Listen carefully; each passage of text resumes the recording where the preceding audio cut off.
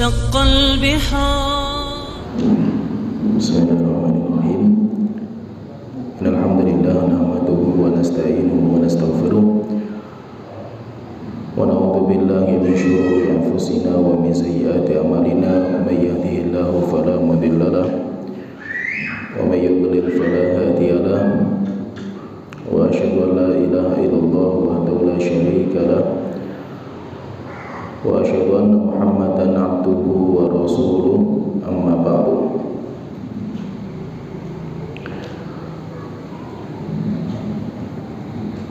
Kita melanjutkan pembahasan tafsir surat Al-Kahfi, dan telah kita sebutkan asbabun nuzul, sejarah Allah menurunkan surat Al-Kahfi,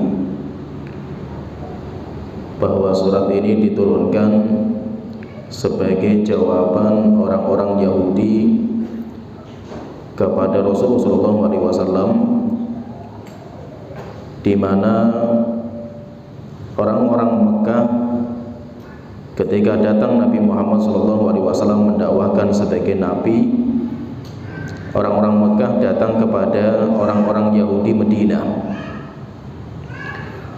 kemudian bertanya kepada mereka tentang Muhammad itu nabi benar atau tidak. Setelah itu orang Yahudi mereka memerintahkan kepada orang-orang Mekah untuk mempertanyakan 3 pertanyaan. Jika Muhammad bisa menjawab, maka dia itu nabi. Tapi kalau tidak bisa menjawab, berarti dia itu pendusta. Yang pertama, tanya tentang pemuda-pemuda yang pergi ke gua, ceritanya kayak apa. Yang kedua, tanya kepada Muhammad tentang orang yang kekuasaannya dari timur bumi sampai baratnya, ceritanya kayak apa. Kemudian tanyakan yang ketiga tentang ruh. Setelah itu Rasulullah SAW mengatakan, pulanglah kalian, saya akan jawab kalau sudah diberitahu ilmunya tentang masalah ini dari Allah Ta'ala. Setelah itu, setelah 15 hari, datang malaikat Jibril kepada Rasulullah, kemudian membawakan surat Kahfi ini. Membawakan surat Kahfi, ada cerita tentang Ashabul Kahfi dan cerita tentang Dzulqarnain di akhir surat Kahfi. Kemudian tentang ruh, pertanyaan ketiga, maka Allah Ta'ala menurunkan dalam surat Al-Isra ayat 85, wa yas'alunaka 'anir ruh qulir ruhu min amri rabbi. Orang-orang bertanya kepada engkau Muhammad tentang ruh, katakan ruh itu perkara Allah Ta'ala.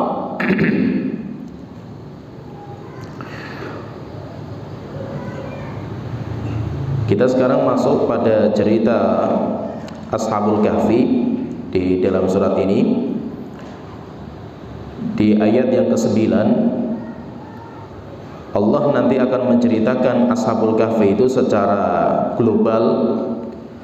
Itu di ayat 9 sampai ke 12. Itu ceritanya global. Kemudian setelah itu nanti Allah akan menceritakan lagi Ashabul Kahfi secara rinci. Itu nanti di ayat berikutnya. Sehingga metodologi Allah itu dalam surat Al-Kahfi itu, dalam menceritakan itu, diceritakan globalnya dulu secara ijmal. Setelah itu diceritakan secara rinci. Itu nanti di ayat berikutnya. Dan memang cerita Ashabul Kahfi itu kita dapatkan cuma dalam ayat ini saja. Informasi tentang Ashabul Kahfi secara lengkap itu tidak kita dapatkan, baik dalam ayat yang lain atau dalam hadis Rasulullah SAW pun tidak mendapatkan tambahan cerita. Sehingga wallahu a'lam, pendapat yang paling selamat kita berhenti kepada ayat ini saja. tentang hakikat Ashabul Kahfi, kayak apa cerita detailnya itu. Kenapa? Karena informasi tentang cerita ini di Al-Quran dan hadis gak ada, kecuali dalam surat Kahfi ini. Kalau kita pengen detailnya itu nanti ada pada cerita-cerita dinamakan dengan Israiliyat, cerita-cerita yang datang dari Bani Israel, tetapi mereka tidak bisa dipercaya. Cerita mereka tidak bisa dipercaya, sehingga rincian secara detail tentang Ashabul Kahfi itu tidak ada pembahasan secara rinci di dalam Al-Quran maupun dalam hadis Rasulullah SAW. Dan biasanya itu kalau kita belajar cerita di dalam Al-Quran itu hanya fokus kepada cerita-cerita yang penting. Sedangkan cerita-cerita yang tidak terlalu penting itu nanti akan dihilangkan. Maka kalau kita itu pengen tahu cerita yang penting, yaitu cerita dalam Al-Quran dan dalam hadis Rasulullah SAW. Sedangkan rinciannya itu nggak terlalu penting. Sehingga sering sekali kita mendapatkan cerita dalam Al-Quran itu, banyak cerita-cerita itu yang alurnya itu dibuang sama Allah Ta'ala, tidak disebutkan. Kenapa? Karena memang nggak penting. Kita dalam surat Kahfi pun nanti akan mendapatkan cerita itu, Nabi Musa belajar sama Nabi Khidir. Yang aneh itu nanti kita kalau pas lagi masuk di situ akan kita jelaskan. Anehnya itu awal perjalanan Nabi Musa itu disebutkan anak muda. Nabi Musa itu berangkat sama anak muda, dan anak muda itu bawa ikan, berjalan sama Nabi Musa alaihissalam. Sampai akhirnya Nabi Musa itu ketemu sama Nabi Khidir. Perjalanan panjang setelah itu. Tapi yang menjadi aneh itu kemana anak mudanya? Setelah Nabi Musa ketemu sama Nabi Khidir itu kemana anak muda? Apakah dia ikut sama Nabi Khidir, Nabi Musa, atau dia pulang, atau dia itu duduk di situ nunggu? Itu nggak diceritakan. Kenapa? Karena cerita itu yang penting itu perjalanan, yaitu anak muda itu. Pentingnya anak muda itu cuma di awal-awal saja ceritanya itu. Yaitu ceritanya anak muda itu penting dalam perjalanan Nabi Musa. Setelah Nabi Musa ketemu sama Nabi Khidir, yang penting itu ceritanya Nabi Musa sama Nabi Khidir. Sehingga permudanya nggak penting lagi. Sehingga sama Allah Ta'ala dihapus ceritanya itu. Itu intinya kalau kita perhatikan di sini, Al-Quran itu hanya menceritakan yang penting-penting saja. Sedangkan yang tidak Allah sebutkan dalam Al-Quran dan Nabi Muhammad tidak menceritakan, berarti masalah itu nggak penting. Oleh karena itu Ashabul Kahfi, pemuda-pemuda itu, mereka diceritakan sama Allah Ta'ala secara global di dalam surat Kahfi. Nanti Allah rinci lagi. Tapi walaupun Allah sudah rinci, masih banyak pertanyaan. Kalau kita membaca itu masih ada beberapa pertanyaan tentang cerita itu karena belum lengkap. Maka kita katakan berarti yang tidak Allah sebutkan itu gak penting. Maka kita tidak usah mencari masalah-masalah yang gak disebutkan sama Allah dan Rasulnya. Seperti misalkan cerita Ashabul Kahfi itu terjadi kapan? Pada zaman raja siapa? Itu pun gak disebutkan. Ada yang mengatakan ini Ashabul Kahfi itu termasuk cerita-cerita di kalangan orang-orang Kristen. Orang-orang Kristen dibantah sama para ulama bahwasanya cerita-cerita Ashabul Kahfi itu sudah sering disebutkan sama orang-orang Yahudi. Dan nggak mungkin kalau seandainya ceritanya itu terjadi zaman Kristen, karena orang Kristen nggak mungkin menyebutkan, orang Yahudi nggak mungkin menyebutkan cerita orang-orang Kristen. Berarti kejadiannya itu orang Yahudi saja menyimpan ceritanya itu. Berarti sebelum itu. Sehingga kapan terjadinya? Terjadinya kapan itu nggak penting. Yang penting itu nanti kita akan belajar tentang ceritanya. Allah Ta'ala berfirman dalam surat Kahfi ayat ke-9. Ini cerita globalnya dulu. Allah Ta'ala berfirman, am hasibta anna ashabal kahfi warraqimi kanu min ayatina ajaba.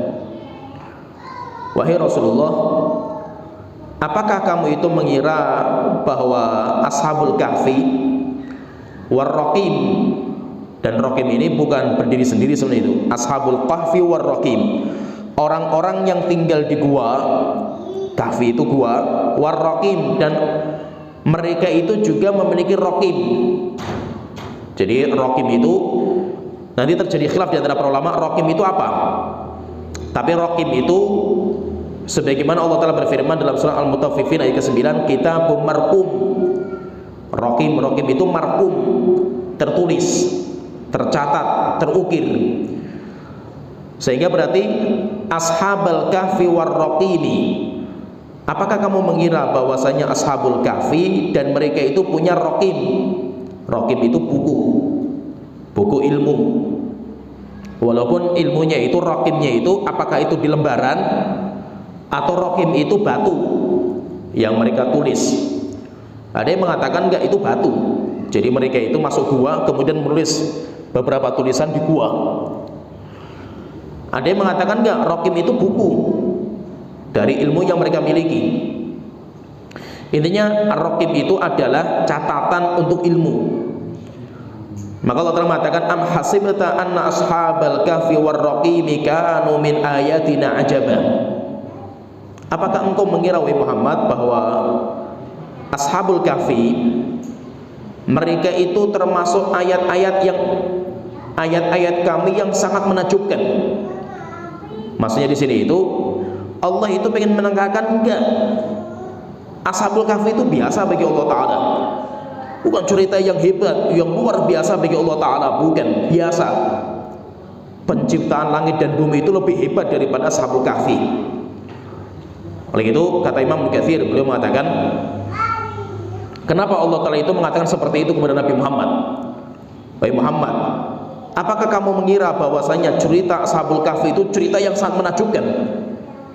Yaitu kenapa Allah Ta'ala itu mengatakan seperti itu kepada Nabi Muhammad?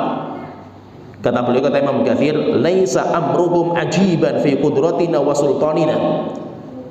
Ingat wahai Muhammad, maksudnya cerita mereka, kehebatan mereka sampai bisa tidur selama 309 tahun bukan sesuatu yang luar biasa pada kemampuan kami.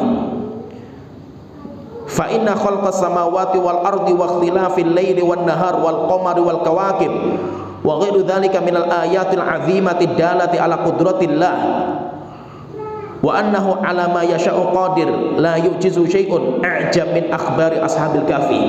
Nah, ini yang pengen Allah tekankan di sini. Yaitu jangan mengira bahwasanya cerita ashabul kahfi itu cerita yang sangat menakjubkan, cerita yang hebat, bukan.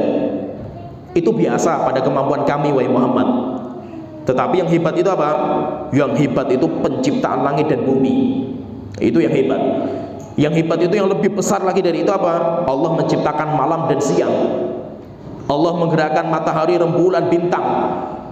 Dan Allah menciptakan makhluk-makhluk yang besar-besar. Itu semuanya lebih menakjubkan daripada ashabul kahfi. Dan itu pun gak ada apa-apanya lagi itu dibandingkan dengan kenikmatan nanti yang Allah sebutkan kepada Rasulullah SAW. Kalau Abdullah bin Abbas radhiyallahu anhu beliau mengatakan, Allah Ta'ala ketika berfirman, am hasibta anna ashabal kahfi warraqimi kanu min ayatina ajaba. Yaqul, maka Abdullah bin Abbas mengatakan, alladzi ataituka minal ilmi was sunnati wal kitabi afdal min sya'ni ashabil kahfi warraqim. Ingat wahai Muhammad, bahwa ilmu yang saya berikan kepada kamu, ilmu yang Allah berikan kepada Nabi Muhammad, demikian juga Al-Quran dan Sunnah yang Allah berikan kepada Nabi Muhammad lebih mulia, lebih hebat daripada cerita ashabul kahfi. Yaitu maksudnya di sini kalau kita perhatikan berarti Allah itu pengen mengingatkan kepada Nabi Muhammad bahwa cerita ashabul kahfi itu biasa. Cerita ashabul kahfi itu biasa, bukan cerita yang luar biasa. Cerita yang biasa bagi kemampuan Allah Ta'ala. Tetapi yang luar biasa itu apa? Yang luar biasa itu adalah wahyu yang Allah berikan kepada Nabi Muhammad SAW, itu yang luar biasa. Sedangkan ashabul kahfi itu bagi kemampuan Allah biasa. Sehingga nanti Allah Ta'ala di sini mengatakan, kanu min ayatina. Ashabul kahfi itu, cerita ashabul kahfi itu termasuk ayat-ayat kami. Maksudnya ayat kami di sini itu apa? Mukjizat. Mukjizat atau karamah. Telah kita sebutkan bahwa sesuatu yang luar biasa Allah berikan kepada Nabi itu namanya mukjizat. Sedangkan yang luar biasa Allah berikan kepada selain Nabi itu namanya karomah. Sedangkan selain Nabi dan orang-orang soleh itu namanya sya'wadah. Itu luar biasa juga.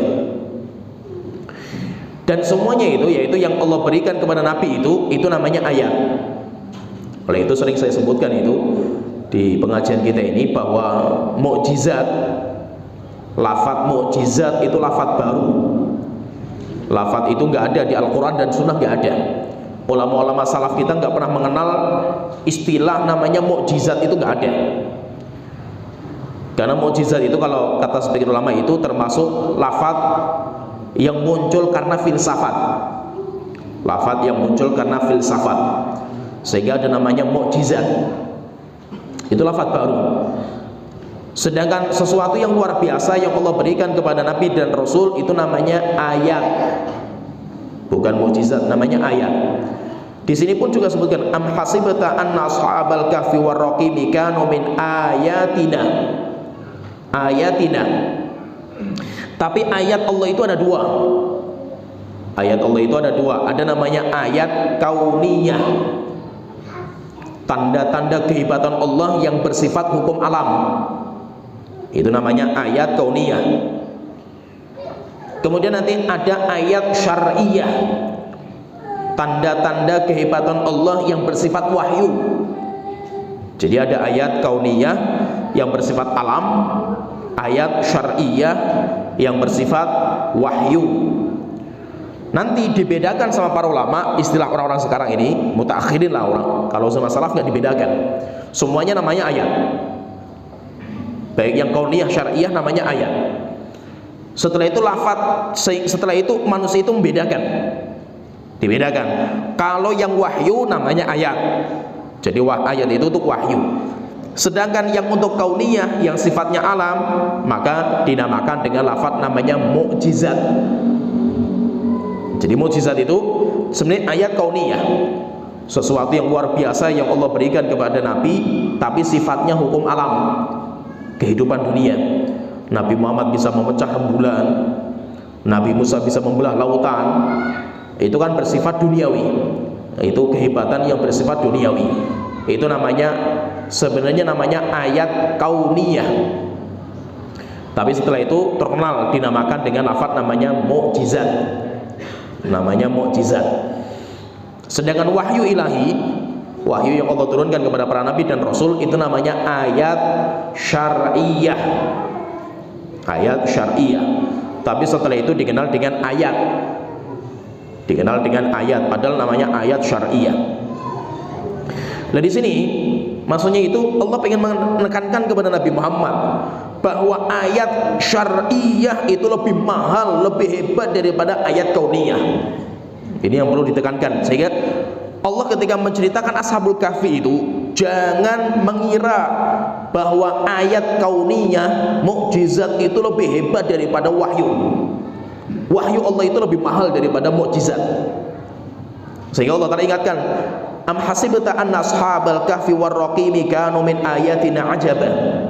Apakah engkau wahai Muhammad itu mengira bahwasanya Ashabul Kahfi yang bisa tidur 309 tahun tanpa makan, tanpa minum itu termasuk ayat-ayat kami yang menakjubkan?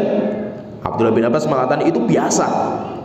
Allah lebih hebat dari itu, bisa menciptakan langit bumi lebih hebat lagi daripada Ashabul Kahfi. Tapi yang paling menakjubkan itu apa? Ketika Allah memberikan ilmu kepada Nabi dan Rasul, ilmu berupa wahyu, Al-Quran dan Sunnah, itu lebih menakjubkan. Itu lebih hebat daripada cuma Allah itu memberikan mukjizat kepada Nabi dan Rasul. Maka itu Nabi ketika Nabi Muhammad misalkan ketika datang pada kita, Nabi Muhammad pun membawa dua ayat. Nabi Muhammad membawa dua ayat. Yang pertama ayat syar'iyah, dan itu memang kehebatan Rasulullah SAW, membawa ilmu, membawa wahyu, Al-Quran dan Sunnah. Dan Rasulullah juga memiliki ayat kauniyah atau mukjizat, dan mukjizatnya Rasulullah banyak sekali. Rasulullah bisa membelah lautan, Rasulullah bisa menjalankan pohon bisa berjalan. Rasulullah itu tangannya keluar kemudian bisa mengeluarkan air, dan yang lainnya banyak mukjizatnya Rasulullah SAW. Itu mukjizat seperti itu tuh bukan tujuan. Mukjizat itu bukan tujuan. Tujuan kita itu adalah ayat syariah. Maka itu termasuk karomah. Ya, faham ini karomah. Yaitu seorang ulama, seorang wali Allah Ta'ala, seorang soleh yang mereka itu mendapatkan gelar wali Allah Ta'ala. Mereka pun punya dua. Wali Allah itu punya dua. Mereka punya karomah, sesuatu yang luar biasa yang bersifat duniawi, dan mereka punya ilmu, punya ketakwaan, punya kesolehan. Dan kesolehan mereka, ketakwaan mereka, istiqomah mereka lebih hebat daripada karomah yang sifatnya duniawi. Oleh itu Syekhul Islam ketika menyebutkan tentang karomah itu, beliau mengatakan afdalul karomah lusumu ta'ah. Karomah terbaik ketika orang itu istiqomah di atas ketaatan. Ketakwaan seseorang itu karomah terbaik. Bukan bisa menghilang, bisa terbang, kemudian orang itu tembak nggak mempan, itu nggak mulia, biasa gitu. Syaitan saja bisa, iblis saja bisa seperti itu kan itu. Yang membedakan antara kehebatan iblis sama kita itu pada ayat syariah kita. Sehingga bukan kita itu mencari yang ini gitu loh. Yaitu jangan sampai apa? Kita itu ibadah itu, kata saya mengatakan, jangan sampai ibadah itu tujuannya mencari itu. Mencari kedikdayaan, mencari keampuhan, mencari orang tembak nggak mempan, bisa terbang, bisa menghilang. Bukan. Itu bukan cita-cita kita itu. Tetapi cita-cita kita itu apa? Bagaimana kita itu luzumu ta'ah, istiqomah di atas ketaatan sampai akhirnya kita meninggal di atas ketaatan ini. Kalau kita itu bisa istiqomah di atas ketakwaan kita ini, kita itu sudah punya karomah terbaik. Sehingga apa? Karomah terbaik itu ketika Allah itu mencintai seorang hamba itu, Allah akan memberikan karomah. Karomah terbaik apa? Luzumu ta'ah. Ketika hamba itu diberikan istiqomah di atas ketakwaan sampai akhirnya meninggal di atas kalimat tauhid la ilaha illallah, itu luar biasa. Karomah terbaik. Enggak harus karomah itu harus menghilang, bisa terbang, tidak. Itu enggak mempan. Para sahabat saja enggak punya gitu. Para sahabat saja enggak punya mereka itu. Mereka pun banyak yang meninggal dunia para sahabat itu. Kenapa? Para sahabat enggak punya itu. Tapi para sahabat punya karomah terbaik, yaitu apa? Luzumu ta'ah. Mereka istiqomah di atas ketakwaan. Maka itu yang kita cari. Karomah yang kita cari itu apa? Bagaimana kita itu istiqomah di atas agama ini sampai kita meninggal dunia. Itu karomah kita. Sehingga intinya itu Allah pengen mengingatkan kepada Nabi Muhammad bahwa cerita Ashabul Kahfi itu biasa. Kalau cerita Ashabul Kahfi itu sudah kayak gitu, Allah lebih menciptakan makhluk lebih dari itu bisa gitu. Allah menciptakan malaikat saja nggak makan nggak minum bisa gitu. Apalagi cuma Ashabul Kahfi yang tidur selama 309 tahun nggak makan nggak minum, bagi Allah mudah gitu. Bagi Allah sesuatu yang nggak susah bagi Allah Ta'ala. Yang hebat itu ketika Allah memberikan kepada engkau ilmu. Maka kamu, maksudnya itu wahai Muhammad, kamu harus meyakini wahyu yang kamu punyai, ilmu Al-Quran dan Sunnah itu lebih mahal daripada kamu bisa membelah rembulan. Itu lebih hebat daripada kamu itu bisa menjalankan pohon. Bahkan Nabi Musa membelah lautan itu nggak ada apa-apanya itu daripada ilmu yang kita miliki itu. Maka itu apa? Dan itu harus kita yakini, fahami ini. Bagi penuntut ilmu, demikian juga apa, orang-orang yang kenal sunnah itu fahami. Sunnah kita itu luar biasa mahal harganya itu. Ilmu yang kita pelajari itu lebih mahal daripada dunia dan seisinya.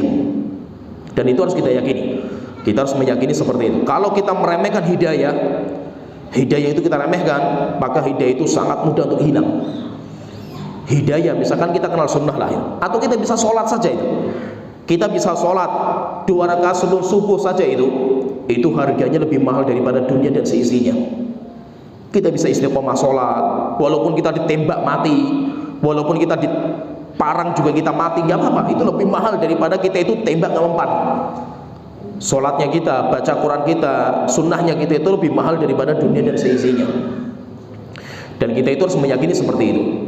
Kita harus meyakini seperti itu. Jangan sampai kita itu melihat orang yang kebal, orang yang bisa terbang itu sesuatu yang hebat. Enggak. orang yang mendapatkan jabatan yang tinggi, orang yang kaya raya, mereka itu orang yang hebat. Biasa saja itu. Kenapa? Karena masalah dunia itu orang kafir dan orang mukmin itu sama. Masalah dunia itu sama, kenikmatan dunia itu sama. Allah tidak membedakan antara yang mukmin dan kafir. Tapi Allah bedakan itu dalam masalah hidayah. Kalau dunia sama dikasih, bahkan orang kafir lebih banyak daripada orang muslim. Sehingga apa? Sehingga wala tahinu wala tahzanu. Kita itu jangan merasa rendah, merasa hina di hadapan orang kafir, walaupun mereka punya segalanya gitu. Maka itu Allah telah ingatkan ketika kaum muslimin berhadapan sama orang kafir, melihat orang kafir itu hati kita ciut gitu. Melihat kekuatan orang kafir itu mungkin mata kita pun takut. Orang kafir punya segala, punya harta mereka itu. Orang kafir punya militer, orang kafir punya ekonomi, mereka punya segalanya lah itu. Media mereka punya, semua punya gitu. Kita nggak punya apa-apa gitu. Sekarang apa yang kita punya itu? Senjata-senjata dari mereka gitu. Kalau kita mau bicara masalah ekonomi, penguasa ekonomi mereka, orang Yahudi penguasa ekonomi gitu. Kalau kita mau bicara masalah politik, politik pun demokrasi yang bikin mereka gitu. Kita mau bicara masalah militer, militer pun mereka juga yang bikin gitu. Kita mau bicara apa? Senjata yang kita punya apa itu? Maka Allah telah mengatakan wala tahinu wala tahzanu, kalian jangan merasa rendah dan jangan merasa sedih dengan apa yang kalian miliki. Fa antumul a'launa, kalian itu mulia, kalian itu tinggi daripada mereka. In kuntum mukminin, tapi dengan syarat kalau kalian itu beriman. Kalau kita beriman, orang kafir gak ada apa-apanya itu. Sehingga apa? Kita itu melihat dunia dan sisa itu biasa saja itu. Apalagi melihat orang kafir dengan kemegahan mereka itu. Fir'aun saja yang kekuasaannya luar biasa saja ya dihancurkan juga sama Allah Ta'ala. Namrud yang menguasai dunia sampai 400 tahun dalam sejarah itu pun dimatikan sama Allah dengan makhluk yang rendah bagi kita itu. Dimasukkan dalam telinganya itu nyamuk, gigit otaknya sampai setelah itu orang yaitu dia itu minta sama prajuritnya untuk mukuli otaknya, kepalanya dipukuli sampai pecah. Nggak ada yang hebat di hadapan Allah Ta'ala. Pasukan Ahzab yang berkumpul dari semua penjuru, pasukan-pasukan kabilah-kabilah Arab, mereka bersatu padu bikin aliansi militer untuk mengepung Madinah. Ditambah lagi Yahudi Madinah berkhianat, didatangi kaum muslimin itu kepung dari atas dari bawah. Tapi para sahabat ketika melihat seperti itu ditakut-takuti, innan nasa qad jama'u lahum fakhshawhum. Semua orang sudah berkumpul untuk menghancurkan kalian, sudah kita nyerah saja. Fazadahum imana, mereka tambah beriman kepada Allah Ta'ala. Wa qalu hasbunallahu wa ni'mal wakil, dan mereka mengatakan cukup Allah sebagai penolong kita dan Allah sebagai zat yang akan mengurusi diri kita. Nah itu apa? Nggak ada yang hebat di hadapan Allah Ta'ala. Agama kita itu lebih mulia daripada dunia dan seisinya. Itu kita harus yakini.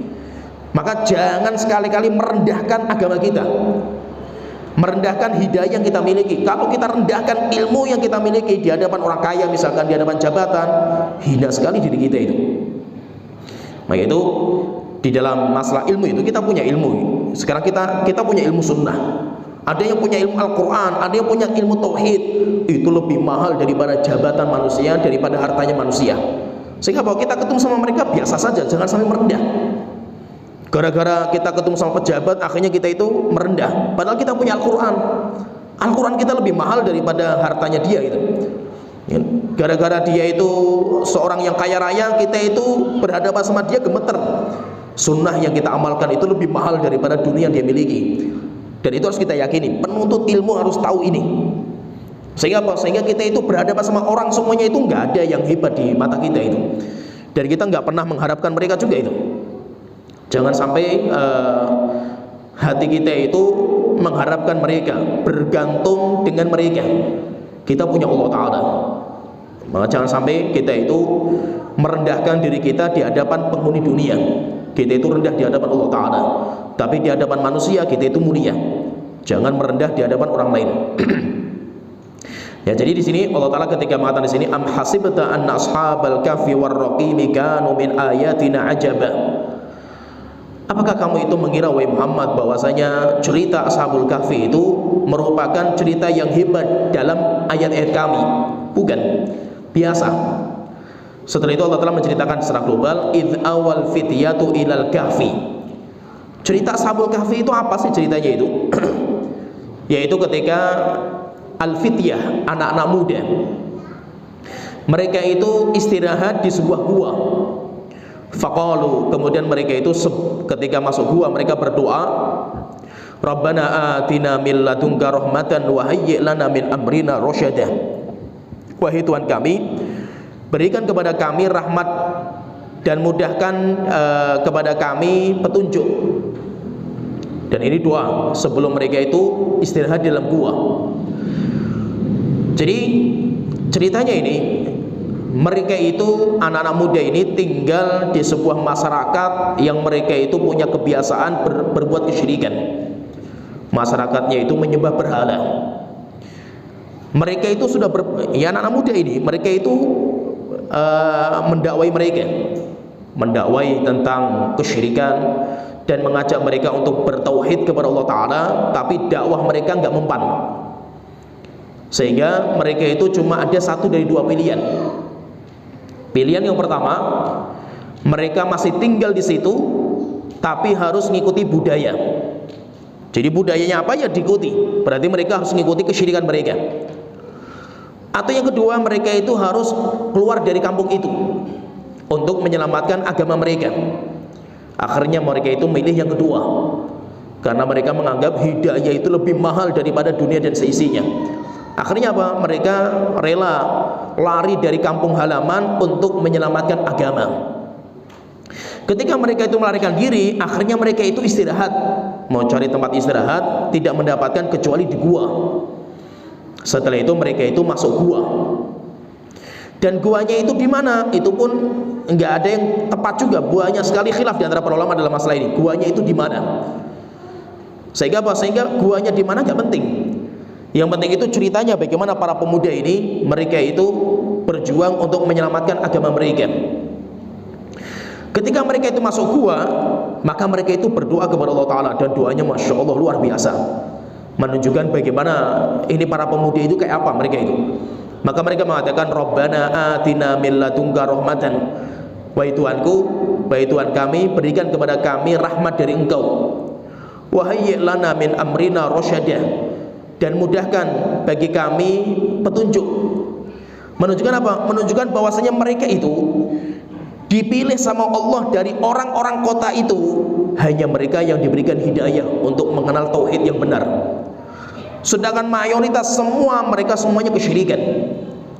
Dan mereka itu menganggap tauhid mereka itu kenikmatan yang sangat besar yang Allah berikan kepada mereka. Ketika mereka bisa bertauhid, itu nikmat yang paling besar yang Allah berikan kepada mereka. Akhirnya mereka itu menyelamatkan agama mereka, lari dari para pemuda pemuda ini lari dari masyarakat, dan mereka itu minta kepada Allah Ta'ala rahmat, dan mereka itu minta kepada Allah Ta'ala petunjuk. Rahmat dan petunjuk itu sangat mahal. Nah, itu kenikmatan yang Allah berikan kepada kita itu, kalau kata Imam Al-Qayyim rahimahullah ta'ala, nikmat yang Allah berikan kepada kita itu ada dua. Ada yang dinamakan dengan nikmatun muqayyadah, nikmat yang sempit, yaitu kenikmatan yang hanya bisa membawa kepada kehidupan, kebahagiaan dunia saja. Yaitu apa? Harta, benda, tahta, wanita, anak, itu kesehatan, itu namanya nikmatun muqayyadah. Kita mati, nikmatnya nggak akan melanjutkan, nggak akan mengantarkan kepada akhirat kita. Ini kenikmatan yang dinamakan dengan nikmatun muqayyadah. Kemudian yang kedua, nikmat yang kedua dinamakan dengan nikmat mutlaqah. Nikmat mutlaqah itu adalah kenikmatan yang mengantarkan kepada kebahagiaan dunia dan akhirat. Iman, kita bisa ibadah, ketakwaan, kesolehan, itu adalah nikmat mutlaqah. Kenapa? Karena di dunia kita akan bahagia. Dan kebahagiaan bagi orang-orang yang beriman itu sumbernya dari sanubari, dan itu nggak dirasakan dengan kebahagiaan dunia. Orang menganggap bahwasanya orang yang hartanya melimpah itu bahagia mereka itu. Kenapa? Karena kita belum merasakan. Kita belum merasakan dunia itu, nikmatnya dunia. Kenikmatan dunia itu menjadi lezat ketika kita itu belum punya. Jadi standar nikmatnya dunia itu kayak apa sih gitu? Dunia itu menjadi lezat itu kapan gitu? dunia itu menjadi lezat itu kalau kita nggak punya. Tapi kalau kita sudah punya itu membosankan. Ya, kenikmatan dunia itu sangat-sangat membosankan.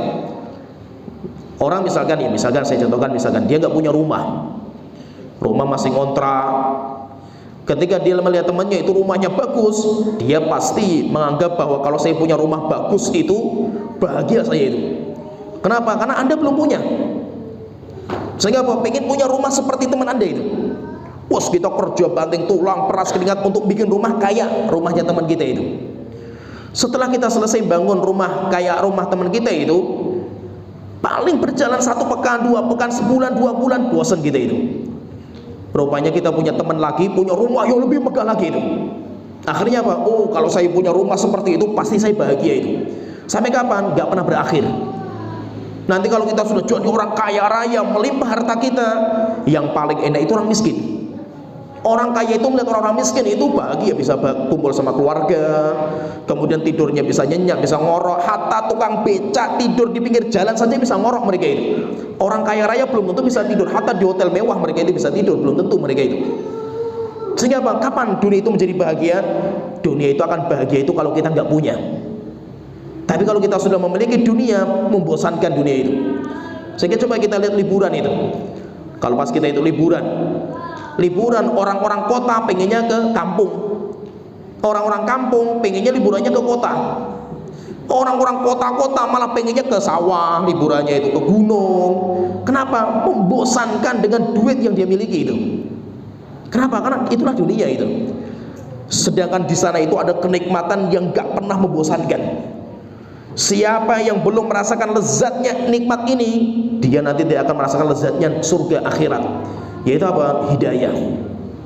Hidayah itu luar biasa, rasanya melebihi dunia dan seisinya itu, dan gak membosankan. Cuma ini Allah hanya berikan kepada siapa yang Allah cintai. Coba kalau kita lihat bagaimana para sahabat rela mengorbankan nyawa mereka, rela mengorbankan dunia dan seisinya yang mereka miliki. Demi apa? Demi menjaga hidayah. Kenapa? Hidayah itu rasanya lezat. Oleh itu Rasulullah SAW mengatakan dzaqa ta'mal iman, akan merasakan lezatnya keimanan. Rupanya iman itu ada rasanya. Iman itu lezat rasanya itu. Tapi apa? Tidak akan bisa orang itu sampai merasakan lezatnya iman kecuali kalau kata kita lihat itu kecuali 3 perkara.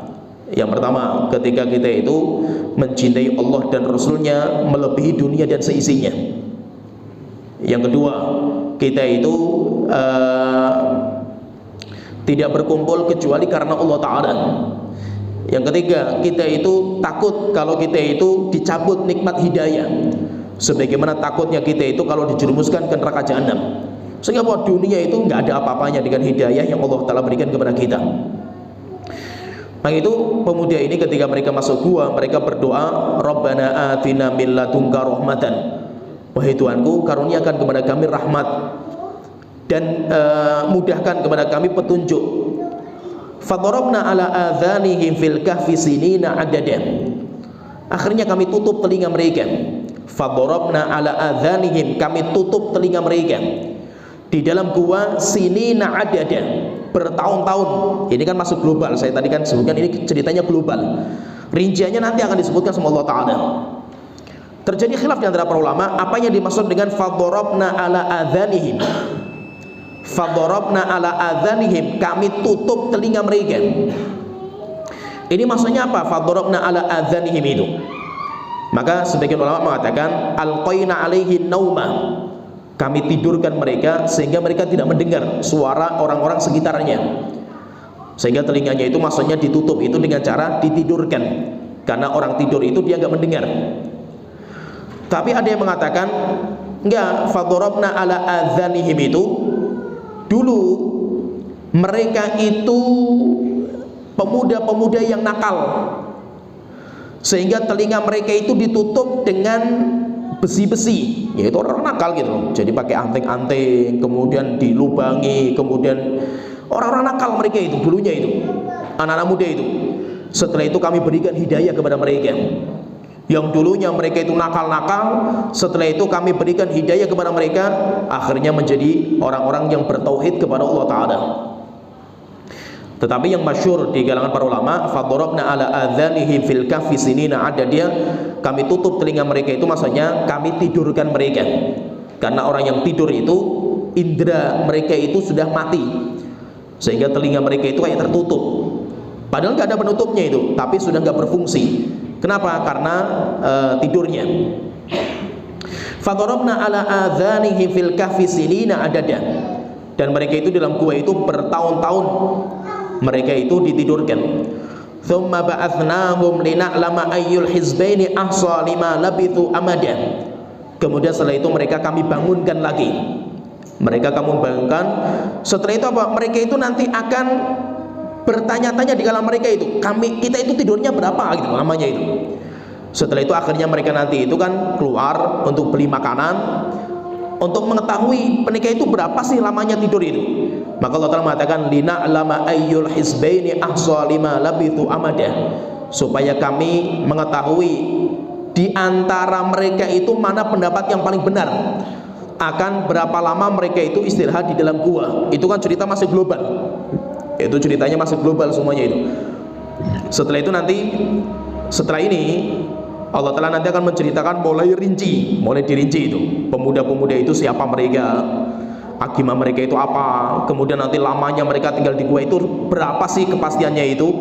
Kemudian cerita tentang mereka itu berbeda, tentang waktu mereka tidurnya itu sampai akhirnya nanti mereka keluar cari makan. Itu cerita rincinya itu nanti Allah sebutkan setelah itu. Nah itu dalam metode Allah dalam menceritakan Ashabul Kahfi itu ada dua metode, dan itu metode yang terbaik. Pengajaran itu, pendidikan terbaik itu, kalau kita mengajar orang itu, yang pertama sebutkan globalnya dulu, ilmu secara global. Setelah itu kalau sudah pahamnya global, setelah itu baru dirinci. Dan itu metode ini dipakai sama semua ulama dalam kitab-kitab mereka. Yaitu setiap cabang ilmu, kita mau belajar bahasa Arab, kita mau belajar fikih, kita mau belajar akidah, kita mau belajar usul fikih, itu metodenya seperti itu. Pasti pertama yang dipelajari itu apa? Matan. Matan itu apa? Kitab paling rinci, paling inti, paling global. Itu sudah inti-inti sarinya lah itu. Kalau ini sudah dia hafal, kemudian difahami, baru cabang penjabarannya sedikit. Nanti kalau sudah kuat lagi, baru penjabaran secara detail, dan yaitu nanti. Tetapi metode yang terbaik itu ijmal summa tafsil, diglobalkan dulu ceritanya, setelah itu nanti baru dirinci sama Allah Ta'ala.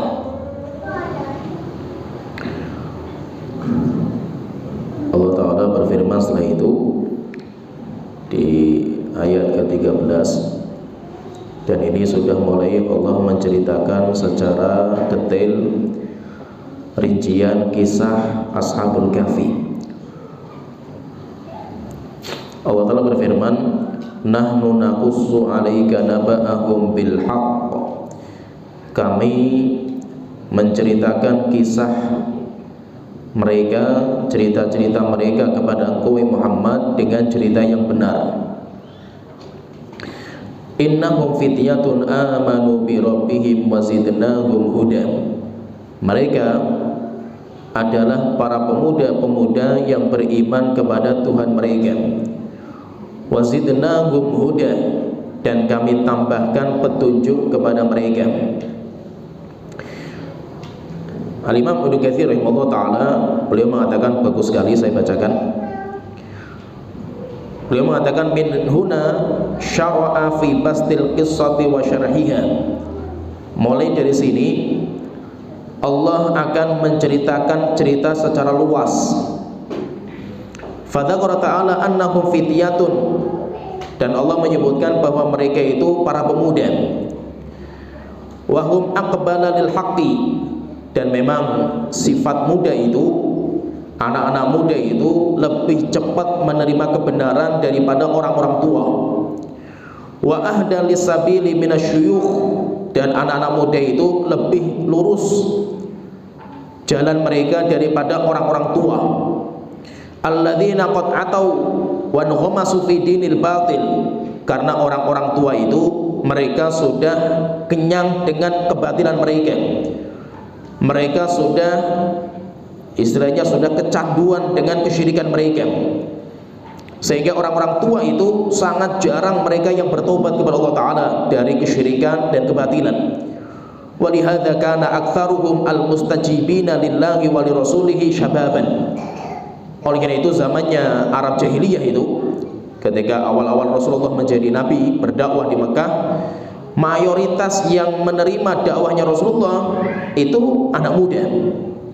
Orang-orang tuanya itu wa ammal masyayikhu min Quraisy, sedangkan anak-anak orang-orang tuanya, sedangkan tokoh-tokohnya, pemimpin-pemimpin kabilahnya, fa'amatuhum baqau ala dinihim, mayoritas mereka tetap di atas agama mereka yang batil. Wa lam yuslim minhum illal qalil, tidak ada yang beriman kecuali sedikit sekali. Kalau istilahnya kita itu zona aman. Ketika mereka sudah aman dengan jabatan mereka, ketokohan mereka, dengan pangkatnya mereka, mereka tidak mau mengorbankan dengan kebenaran. Dan itu mayoritas seperti itu. Berbeda dengan anak-anak muda. Anak muda itu mereka pengen sesuatu yang baru. Sedangkan orang tua tidak. Orang tua sudah zona aman. Mereka kalau sudah nyaman dengan sesuatu, ya sudah, mau datangkan buktinya secara nyata, jarang mereka itu yang beriman. Sehingga mayoritas yang beriman sama Rasulullah ya anak-anak muda. Wa hakadza akhbara ta'ala an ashabil kahfi annahum kanu fityatan syababan. Oleh karena itu Allah Ta'ala menceritakan kepada Nabi Muhammad bahwa ashabul kahfi pun seperti itu. Siapa itu yang beriman kepada Allah Ta'ala? Anak-anak muda. Terus di mana orang-orang tuanya, orang-orang tokoh-tokohnya pada kemana? Mereka semuanya berat untuk meninggalkan kepercayaan mereka. Dan mereka itu amanu bi rabbihim, mereka itu beriman kepada Allah Ta'ala. Anak-anak muda yang beriman kepada Allah Ta'ala. Dan anak muda itu hebatnya itu kalau mereka sudah beriman, sudah meyakini itu kebenaran, mereka itu siap berkorban. Dan itu namanya anak muda. Oleh itu ketika anak-anak muda itu mulai bangkit membela agama Allah Ta'ala, itu yang paling ditakutkan sama orang-orang kafir. Karena anak-anak muda itu siap berkorban. Sedangkan orang-orang tua itu berat bagi mereka untuk berkorban. Kenapa? Karena fisik sudah gak mampu gitu. Beda dengan orang-orang anak muda. Dan yang memiliki mimpi-mimpi besar itu kan anak muda. Oleh itu Umar bin Khattab itu sampai ketika beliau itu menjadi khalifah itu, kalau beliau itu ada rencana-rencana yang besar, yang dipanggil anak-anak muda. Kenapa? Karena anak-anak muda itu punya mimpi-mimpi yang besar. Sampai jasad mereka nggak bisa membawa mimpi mereka. Tinggal mereka diarahkan saja itu kepada mimpi-mimpi yang hebat, mimpi-mimpi yang benar. Sedangkan orang-orang tua mereka sudah nggak punya mimpi. Orang-orang tua mereka mikir diri mereka dan keluarga saja sudah pusing mereka itu. Sehingga kalau anak-anak mudanya tidur, maka generasi Islam itu masih jauh, kejayaan Islam itu masih jauh. Tetapi kalau anak-anak mudanya bangun dan mereka bisa mengalahkan orang-orang tuanya, maka itu yang sangat ditakuti sama orang-orang kafir. Oleh itu anak muda itu mereka lah yang paling banyak menerima kebenaran, dan mereka lebih cepat menerima kebenaran daripada orang-orang tua. Setelah itu Allah telah mengatakan wazidnahum huda, dan kami akan tambahkan kepada mereka ashabul kahfi ini petunjuk. Al-Imam Bukhari dan banyak para ulama mengambil istinbat dari ayat ini wazidnahum huda, bahwasanya iman itu bertambah. Iman itu bertambah, dan ayat yang membicarakan tentang tambahnya iman itu banyak. Allah telah mengatakan misalkan walladzina tadaw zadakum huda, orang-orang yang mendapatkan petunjuk kami tambahkan petunjuk kepada mereka. Fa ammal ladzina amanu fasadathum imanan, sedangkan orang-orang yang beriman kami tambahkan keimanan mereka. Berarti apa? Iman itu bertambah. Sedangkan ayat yang menyebutkan iman itu berkurang itu nggak ada. Itu nggak ada. Bahkan dalam hadis yang sahih pun nggak ada secara sahih seperti itu. Hanya ada beberapa riwayat yang Rasulullah mengatakan ma ra'aitu naqisatad din wal aql. Saya tidak pernah melihat orang yang paling kurang agama dan akalnya kecuali wanita. Tapi itu pun nggak sahih. Ada juga Rasulullah mengatakan iman itu ada 63 lebih atau 73 lebih cabang. A'laha yang paling tinggi ucapan la ilaha illallah, adnaha yang paling rendah imatatul adza anit thoriq, itu pun juga enggak pasti juga. Enggak sorry menunjukkan bahwasanya iman itu berkurang. Maka nanti para ulama mengatakan dengan kelaziman. Tidak ada sesuatu yang bertambah kecuali juga menerima pengurangan. Sesuatu yang bertambah pasti dia juga akan berkurang. Oleh itu Umar bin Khattab itu dalam sebuah sejarah itu, ketika diturunkan ayat al-yauma akmaltu lakum dinakum wa atmamtu alaikum nikmati wa raditu lakumul Islam madina, hari ini telah aku sempurnakan kepada engkau wahai Muhammad dan umatnya agama kalian, dan aku cukupkan kenikmatanku kepada kalian, wa raditu lakumul Islam madina, dan aku ridhoi Islam itu sebagai agama bagi kalian. Diturunkan ayat ini, Umar bin Khattab itu menangis. Umar itu malah menangis. Akhirnya Umar itu ditanya, "Wahai Umar, apa yang membuat kamu menangis?" Maka, apakah engkau itu menangis dengan kesempurnaan Islam? Umar bin Khattab mengatakan, "Enggak. Saya bangga, bahagia ketika Islam itu sempurna. Tapi yang saya tangisi itu, saya mikirkan sesuatu yang sempurna, sesuatu yang lengkap, sesuatu yang bertambah, itu pasti nanti akan menerima pengurangan." Yaitu apa? Kalau agama kita sudah sempurna, berarti sudah sampai di sini itu. Akhirnya Nabi Muhammad dimatikan. Wahyu sudah nggak diturunkan lagi itu. Wahyu sudah nggak ada. Demikian juga hadis sudah nggak ada. Setelah itu apa? Kalau sudah puncaknya Islam, pasti setelah itu nanti Islam itu akan turun lagi. Setelah itu apa? Kalau zaman dulu itu kita itu iman kita bertambah terus ketika diturunkan ayat Al-Quran. Ada ayat diturunkan kepada kita, iman kita bertambah. Ayat diturunkan lagi, iman kita bertambah, sehingga iman kita itu bertambah terus itu. Tapi ketika diturunkan ayat ini, al-yauma akmaltu lakum dinakum, hari ini sudah sempurna Islam itu, maka Umar bin Khattab malah menangis. Kenapa? Karena tidak ada yang sempurna kecuali akan berkurang. Makanya sampaikan kepada Rasulullah, setelah engkau meninggal pasti Islam itu nanti akan berkurang sampai akhirnya Islam menjadi asing kembali. Maka Rasulullah mengatakan benar, yaitu bahwa Islam itu nanti akan berkurang sampai akhirnya apa? Pada sebuah zaman di mana Islam itu, orang yang mengamalkan agama Islam itu menjadi asing. Kal qabidi alal jamar, bahkan seperti orang yang megang bara api, pengen lepas. Badal Islamu ghoriban wa sayaudu kama bada ghoriban. Islam dimulai dari yang asing awal-awal. Sejak Nabi Muhammad itu awal kali merintis dakwah ini asing di mata bangsa Arab. Setelah itu sampai jaya, puncak-puncaknya kejayaan itu ketika diturunkan ayat itu. Setelah itu Islam akan turun lagi. Jayanya itu akan turun lagi sampai akhirnya Islam itu menjadi asing. Bahkan orang yang memegang Islam, mengamalkan sunnah, kayak orang yang memegang bara api, dicaci, dimaki, bahkan dianggap seperti orang yang bawa agama baru dan yang lainnya lah. Sehingga apa? Umar itu menangis karena mesti akan berkurang gitu. Dan tidak ada ayat tambahan yang akan menambah iman mereka. Sehingga Imam Bukhari dan yang lainnya mengatakan dengan ayat ini berarti iman itu akan bertambah. Setelah itu Allah Ta'ala berfirman, wa rabatna ala qulubihim idh qamu faqalu rabbuna rabbus samawati wal ardi lan nad'uwa min dunihi ilaha. Wa rabatna ala qulubihim, dan kami ikat hati mereka, yaitu anak-anak muda ini yang beriman kepada Allah Ta'ala itu, kami ikat hati mereka itu. Yaitu apa? Mereka itu walaupun orangnya beda, keluarga berbeda, karakter mereka berbeda, tapi ada yang menyamakan mereka. Apa yang menyamakan mereka? Hidayah. Mereka sama-sama menyembah Allah Ta'ala. Dan itu ikatan hati yang paling kokoh itu seperti itu. Sehingga dinamakan dengan ikatan, dinamakan dengan wa may yakfur bit-taghuti wa yu'min billahi faqad istamsaka urwatal wuthqa. Siapa yang kufur kepada tauhid, sesembahan selain Allah Ta'ala, beriman kepada Allah, dia telah memegang tali ikatan agama yang paling kuat. Berarti apa? Berarti agama itu ada talinya, ada tali agama itu. Sampai Rasulullah mengatakan tali Islam itu nanti akan hilang satu persatu itu, sampai akhirnya Islam itu akan hancur. Dan yang pertama kali itu yang hilang itu sholat. Yaitu tali itu akan hilang itu. Berarti menunjukkan apa? Menunjukkan bahwa agama itu ada tali. Sehingga kita sekarang di sini berkumpul itu. Kenapa kita kumpul di sini itu? Karena ada yang mengikat hati kita. Kita itu diikat hati kita itu. Alhamdulillah, pengikat hati kita itu agama gitu. Kita berkumpul bukan karena dunia. Kita bukan komunitas-komunitas dunia, komunitas sepeda, komunitas motor, komunitas mobil, bukan.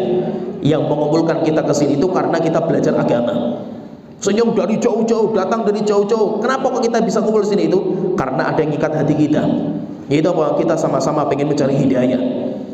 Sehingga apa? Sehingga ada yang mengikat. Maka itu mereka pun juga ada ikatan. Mereka itu ada ikatan, dan biasanya itu orang itu nanti akan diikat dengan sesuatu yang serupa. Tinggal kita itu apa, pasti nanti ada ikatan hati itu ada.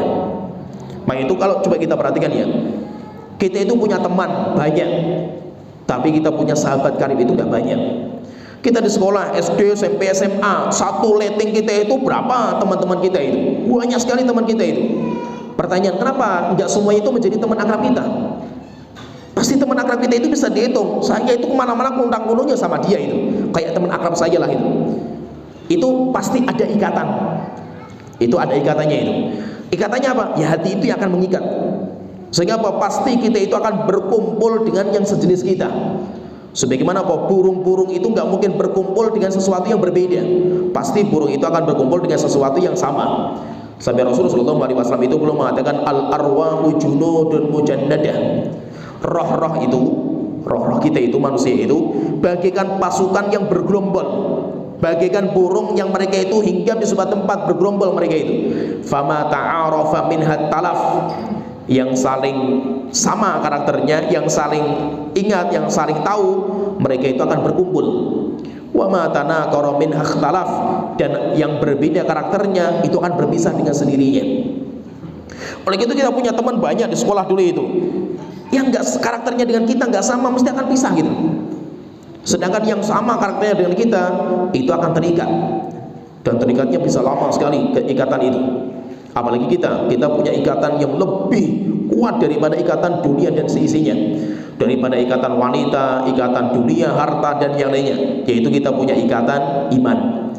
Punya ikatan iman, dan ikatan ini yang akan membawa sampai ke surga Allah Ta'ala. Oleh itu nanti orang-orang yang serupa dengan kita itu akan dimasukkan surga bersama kita. Ya, orang neraka pun seperti itu. Orang yang masuk neraka itu nggak sendirian. Mereka masuk neraka wa azwajuhum, dan yang serupa dengan mereka. Jadi kita itu nanti akan dikumpulkan dengan yang serupa dengan kita. Kalau kita punya komunitas sekarang terikat dengan iman misalkan di dunia ini, maka ikatan ini akan terus menerus, kekal dan abadi, sehingga nanti di surga pun akan kumpul lagi. Maka itu Allah telah mengatakan al-akhillau, para pecinta, para kekasih, yauma idzin ba'duhum li ba'din aduwwun illal muttaqin, mereka nanti akan berubah jadi musuh. Jadi kalau kita itu punya komunitas, kita punya para pecinta, kekasih, kalau kita meninggal dunia itu semuanya akan menjadi musuh kita. Illal muttaqin, kecuali orang-orang yang bertakwa, di mana mereka itu ngikat rasa cinta mereka itu karena takwa mereka. Sehingga bahwa mereka nanti akan berkumpul. Mereka akan berkumpul, bahkan mereka nanti akan di surga berbarengan lagi mereka di surga itu. Dan itu yang kita harapkan, bahwasanya bahwa ikatan iman itu lebih hebat daripada ikatan nasab. Nasab itu antara kita dengan orang tua kita, kita sama anak kita, itu kan nasab. Atau ikatan musyawarah. Musyawarah itu pernikahan kita dengan istri kita, dengan mertua kita, atau dalam ikatan qaumiyah. Qaumiyah itu karena kampung, satu suku, satu negara, itu semuanya nggak ada apa-apanya dengan ikatan iman. Oleh itu ketika para sahabat Ansor mereka sudah masuk Islam, maka ikatannya itu cuma satu, ukhuwah imaniyah. Sedangkan kabilah ini Aus Khazraj nggak ada manfaatnya lagi. Muhajirin, Ansor, Muhajirin itu kayak pendatang, Ansor itu pribumi, sudah nggak ada lagi. Semuanya sama, karena mereka itu diikat dengan satu ikatan, yaitu ikatan iman. Sehingga apa? Sehingga ada ikatan. Ikatan itu ada, dan yang terbaik itu ikatan itu adalah ikatan iman.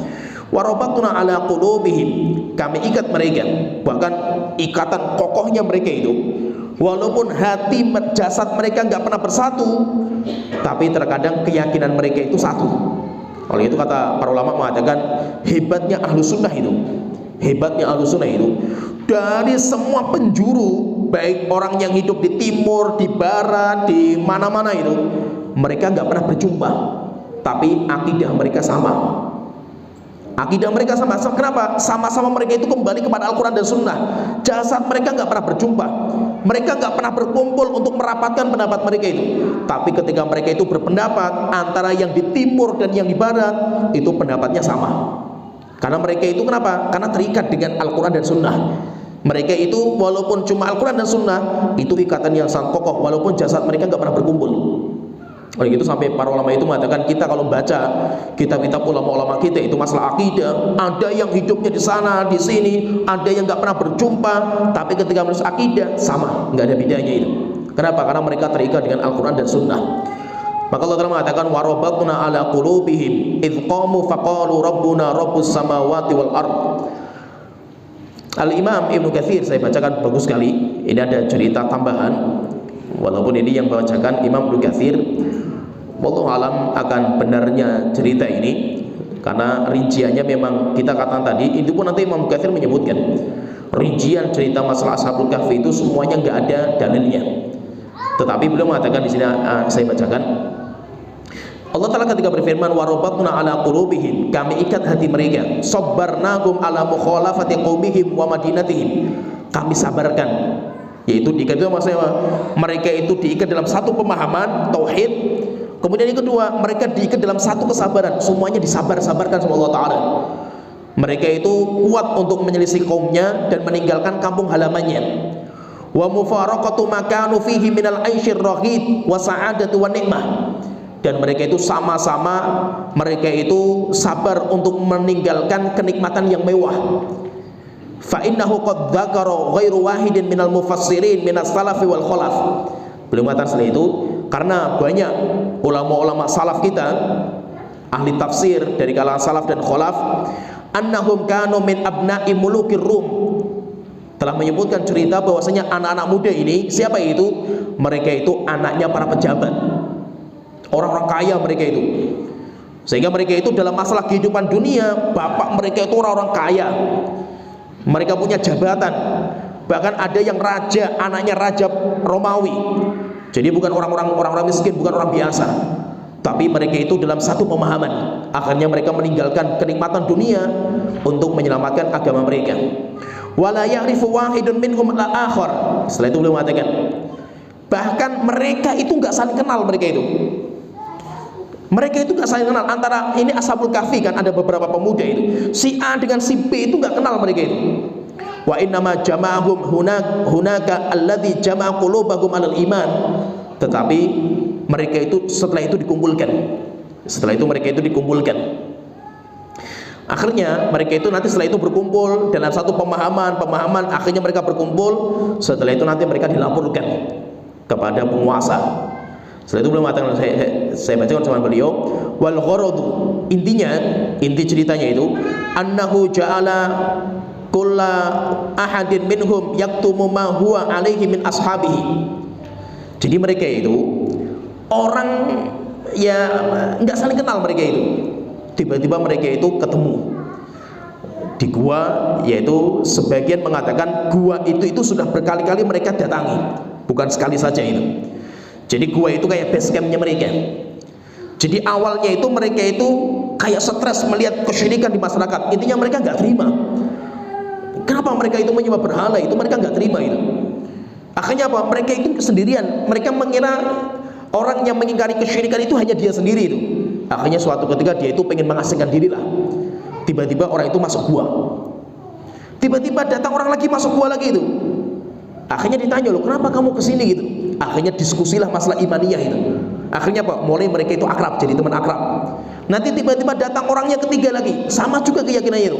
Akhirnya nanti mereka berkumpul. Maka setelah itu beliau mengatakan, annahu ja'ala kullu ahadin minhum yaktumu ma huwa alaihi an ashabihi. Ketika mereka itu sudah satu pemahaman, akhirnya mereka itu saling menyembunyikan rahasia. Sudah, kita tutup rahasia, jangan sampai ada orang tahu kalau kamu itu keyakinannya seperti ini. Akhirnya apa? Mereka itu ibaratnya kayak nggak saling mengenal mereka itu, supaya tidak terbongkar rahasia mereka di masyarakat. Khaufan minhum wa la yadri annahum mithlahu hatta qala ahaduhum. Sampai akhirnya diskusinya itu, salah satu di antara mereka itu ya ngomong sama temannya itu, ta'lamuna wallahi ya qaum, saya pengen tanya kalian semua wahai teman-temanku, annahu ma akhrajakum min qaumikum wa afradakum anhum illa syai'un fayadharu kullu ahadin minkum bi amrihi. Tidak lain kita kumpul di sini kecuali pasti kalian itu punya pendapat, kalian itu punya keinginan kalian itu apa, pendapat kalian itu apa. Akhirnya ada salah satu di antara mereka itu mengatakan, faqala akhar, satu di antara mereka bercerita, ama ana, kalau saya itu motif saya kenapa saya itu tinggalkan masyarakat saya itu, Fa inni ra'aitu ma qaumi alaihi. Saya ketika melihat budaya masyarakat, mereka menyembah berhala dan yang lainnya, fa'araftu annahu batil. Saya meyakini ini kebatilan. Wa innamal ladzi yastahiqu ay yu'bad wa la yusyrak bihi syai'un huwa Allah. Dan kalau keyakinan saya, yang berhak disembah itu hanya Allah. Allah tidak boleh disekutukan. Huwallahu alladzi khalaqa kulla syai'. Allah lah yang menciptakan segala sesuatu. As-samawati wal ardi wa ma bainahuma. Langit, bumi dan isinya. Wa qala akhar, akhirnya kedua mengatakan, ana wallahi wa qali kadzalika. Saya juga meyakini seperti itu. Dan yang lainnya, yang ketiga mengatakan, enggak, saya juga sama seperti itu. Akhirnya mereka bersaudara. Setelah itu kayak satu tangan, gandengan tangan. Ayo kita, ketika sudah satu pemahaman, ayo kita sekarang berjuang untuk menyebarkan. Akhirnya apa? Mereka mulailah menyebarkan sedikit demi sedikit, ngobrol sama orang tua, ngobrol sama ini. Akhirnya mulai terkenal mereka itu. Komunitas mereka, para pembenci syirik itu mulai terbongkar. Sampai akhirnya orang-orang yang gak suka dengan mereka itu melaporkan kepada raja waktu itu. Bahwa ini ada anak-anak muda yang kebiasaannya kayak gini. Fastahdharahum baina yadayhi. Akhirnya mereka ditangkap, disidang di hadapan raja. Fasa'alakum amrihim. Akhirnya ditanya, bagaimana pendapat kalian itu apa? Fa'ajabuhu bil haqq. Akhirnya mereka itu menjawab dengan kebenaran. Wada'u ilallahi azza wajal. Bahkan mengajak raja untuk mengikuti keinginan mereka, yaitu menyembah hanya kepada Allah Ta'ala. Tapi akhirnya rajanya tidak mau. Setelah itu mereka dihukum. Hukumannya apa? Mereka dicabut semua kekayaan mereka, dan mereka itu diusir dari orang tua mereka, dan semua simbol-simbol pakaian mereka dilepas. Sehingga bahwa mereka menjadi orang kayak gelandangan lah, nggak ada yang tahu. Akhirnya dari situ malah itu menjadi kebebasan mereka untuk melarikan diri. Kata Imam Katsir seperti itu. Akhirnya apa? Mereka malah dengan penampilan yang kayak orang ya gelandangan, karena diusir dari orang tuanya, kemudian nggak boleh pakai pakaian yang bagus, pakaian-pakaian pejabat atau anak raja itu, anak orang pejabat itu harus dilepas, sehingga mereka jadi orang biasa. Di situ malah mereka itu berhasil untuk melarikan diri dari kaumnya. Akhirnya malah mereka itu bisa selamat dari fitnah. Setelah itu terakhir beliau mengatakan, sebagaimana dalam sebuah hadis Rasulullah SAW mengatakan dalam hadis Bukhari, Rasulullah mengatakan, yushaku ayyakuna khairu mali ahadikum. Hampir-hampir datang sebuah zaman di mana harta yang paling mahal bagi kalian itu ghanaman yatba'u biha sya'fal jibal, kambing yang dikembala di pucuk-pucuk gunung. Wa mawaqi al-qatr yafirru bidinihi minal fitan. Kenapa mengasingkan diri seperti itu, lari dari kampungnya itu? Karena untuk menyelamatkan agama mereka dari fitnah. Nah itu kenapa mereka itu mengatakan Rabbuna Rabbus samawati wal ard. Tuhan kami itu adalah Tuhan pencipta langit dan bumi. Lan nad'u min dunihi ahada ilaha. Saya tidak akan menyembah selain itu. Itu dikatakan kepada siapa? Al-Imam Katsir mengatakan itu dikatakan di hadapan raja. Mereka berdiri bersama-sama, kemudian mereka itu sama-sama mengatakan Tuhan kami Allah, Tuhan pencipta langit dan bumi, dan kami tidak akan menyembah selain Allah sesembahan yang lainnya. Laqad qulna idzan syatata. Kalau seandainya saya mengatakan seperti kalian ini, yang mengatakan bahwa kita itu menyembah berhala dan yang lainnya, sungguh kami akan menjadi orang yang tersesat seperti ini. Nah, ini menunjukkan bahwa mereka itu diikat sama Allah Ta'ala dengan satu ikatan, yaitu ikatan iman yang awalnya mereka nggak kenal, setelah itu mereka saling mengenal. Ketika saling mengenal, akhirnya mereka bergandengan tangan untuk berdakwah. Ya seperti kita inilah, ada kajian, orang datang di sini nggak ada yang mengenal gitu. Tapi tiba-tiba karena kita sering di sini, akhirnya saling kenal. Kamu siapa? Kamu dari mana? Akhirnya kita saling, oh saya punya teman di sana itu. Akhirnya kita nanti saling menguatkan ukhuwah. Setelah itu dakwah semakin kita gencarkan. Karena kita butuh teman untuk berdakwah itu, kita nggak bisa sendirian. Ya seperti sini pembahasan kita. Nanti insya Allah kita lanjut lagi pembahasan tentang Ashabul Kahfi. Kalau bisa silahkan dibaca dulu cerita Ashabul Kahfi itu di rumah. Baca Ashabul Kahfi itu nggak apa-apa, pakai terjemahan nggak apa-apa. Jadi tergambar. Nanti ketika datang di sini itu kita jabarkan sedikit yang disebutkan oleh Imam Katsir rahimahullah taala. Ya sampai di sini wa akhiru da'wana alhamdulillahirabbil alamin sallallahu alaihi wa ala alihi wa sahbihi ajmain.